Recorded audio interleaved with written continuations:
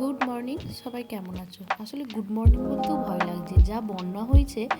আজকে আমি তোমাদের দেখাবো আমাদের বাড়ির আশপাশে কীরকম বন্যা হয়েছে। দেখতে পাচ্ছ আমার বাড়ির নিচে কতটা জল।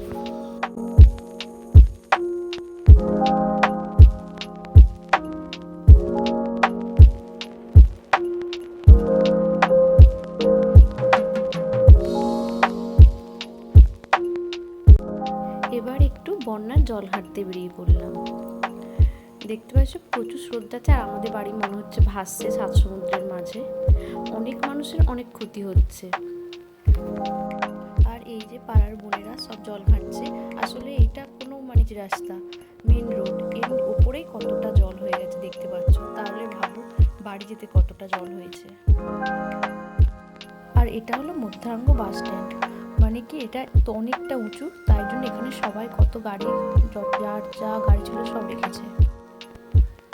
তবুও মানুষ দুঃখের মাঝে তবুও একটু বন্যার জল ঘাটতে বেরিয়েছে। আর আমাদের এখানটা তো অনেক আমরা ভালো আছি, কিন্তু যাদের আরও নিচের দিকে বাড়ি তাদের তো অনেক ক্ষতি হয়েছে।